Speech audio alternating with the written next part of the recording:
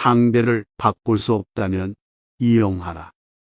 이 세상을 살아가려면 행동을 조심하고 관대함을 지녀야 한다. 조심하면 손해와 손실을 막을 수 있고 관대하면 다툼과 싸움에 말려드는 일이 없다. 우리는 어쩔 수 없이 다른 사람들과 더불어 살아가야 하기 때문에 아무리 고약하고 보잘것없더라도 또는 어이없고 가소로운 것이라 해도 다른 사람의 개성을 무조건 비난해서는 안 된다. 오히려 그 개성이 존재할 수밖에 없는 것, 변치 않는 것으로 간주해야 한다. 상대의 본래적인 개성, 인식 능력, 기질이나 인상 등은 아무도 바꿀 수 없기 때문이다. 다른 사람들의 타고난 개성을 그곳의 종류와 특성이 허락하는 범위 내에서 이용할 생각만 하면 된다. 그러나 개성이 변하기를 바라거나 있는 그대로의 개성을 무조건 나쁘다고 경멸해서는 안 된다.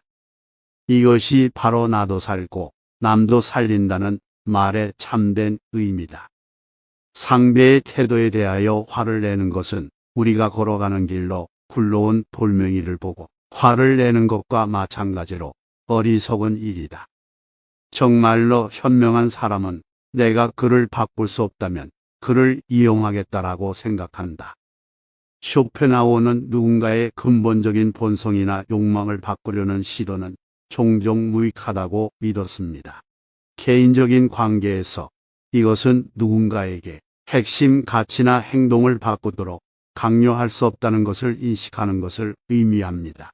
대신 상대방을 있는 그대로 이해하고 받아들이는 데 집중하여 보다 조화로운 상호작용을 허용합니다. 고독을 즐기는 법을 배우라. 자기가 생각하고 있는 것을 남들에게 전달하지 말아라.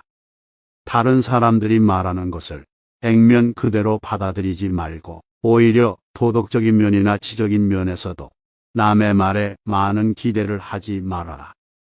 남이 뭐라 하든 남들의 견해에도 무관심한 태도를 취하는 게 좋다. 칭찬받을 관용을 기르기 위해 이것은 언제나 가장 확실한 수단이다. 이대로 하면 아무리 남들과 어울려도 그들과의 교제에서 포로가 되는 일이 없으며 다른 모든 사람들에게 한층 더 순수하고 객관적인 태도를 취할 수 있다.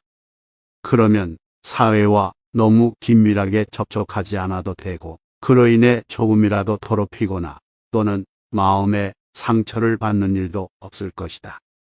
사회에서의 사교나 모임은 불에 비교할 수 있다.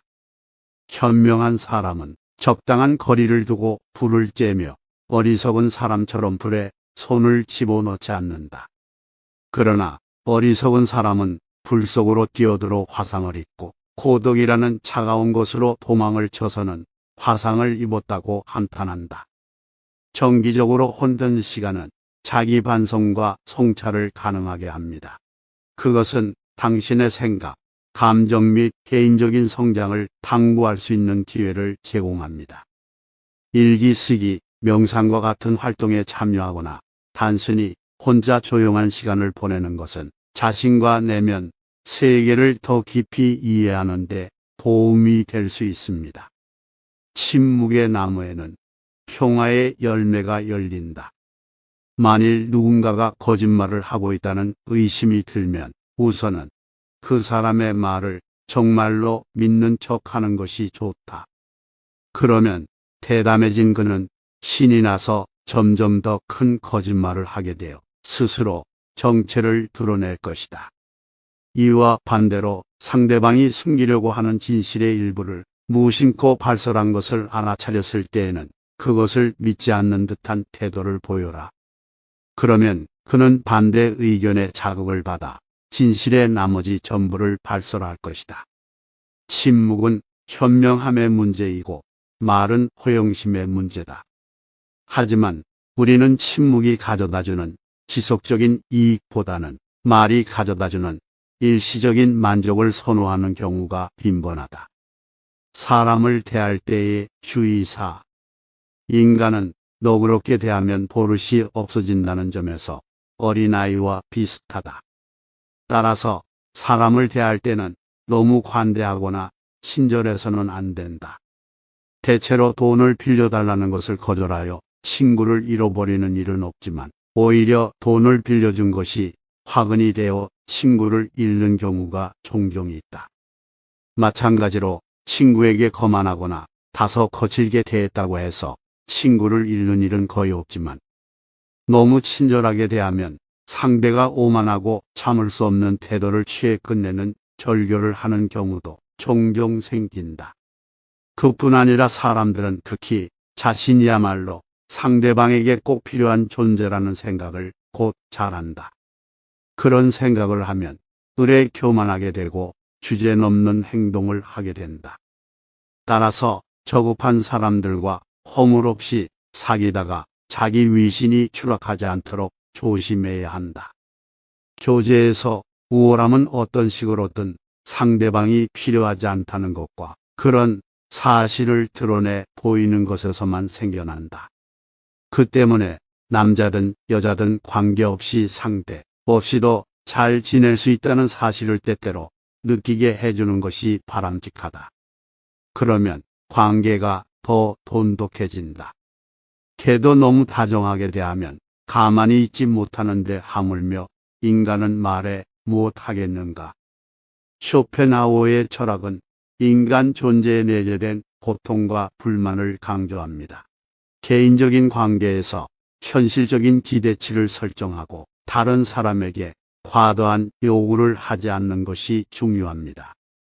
개인이 자신의 욕망과 한계에 따라 움직인다는 것을 이해하면 기대치를 관리하고 잠재적인 실망을 줄이는 데 도움이 될 수 있습니다. 정신적인 우월함을 드러내지 마라.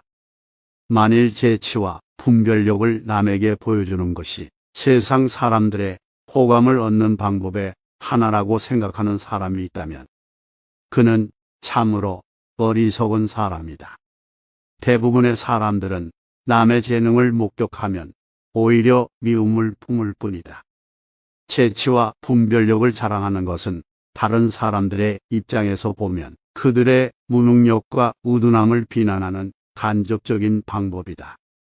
특히 천박한 본성을 가진 사람은 자기와 반대되는 인물을 보면 정신적 혼란에 빠지는데 우리가 일상생활에서 볼 수 있듯이 그들은 무엇보다 허영심을 만족시키는 일에 관심을 갖고 즐거워한다.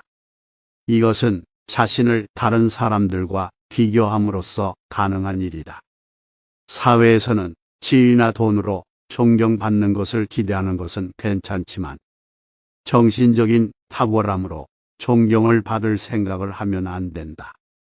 심한 경우 정신적인 탁월함은 무례한 것으로 간주되거나 아니면 사람들에게 환영을 받지 못하면서도 얼굴을 내밀고 자랑을 해대고 있다는 식으로 해석을 당하기 쉽다. 아무리 겸손한 태도를 취했다 하더라도 정신적인 탁월함을 나타낸 것에 대해서는 용서를 받을 수 없다. 반면에 정식적인 열등함은 주천장이 될 수 있다. 자신에게 기분 좋은 우월감을 약속해주는 대상에게 다가가려고 한다. 남이 자기에게 다가오도록 하려면 많은 사람에게 있는 그대로의 열등함을 보여주는 것이 필요하다. 정신적 우월감을 나타내지 않음으로써 우리는 사람들이 가치 있고 존중받는다고 느끼는 보다 포용적이고 조화로운 환경을 만듭니다. 일상적인 상호작용에서 공감과 이해를 촉진하면서 의미 있는 연결, 협력 노력 및 개인적 성장을 허용합니다.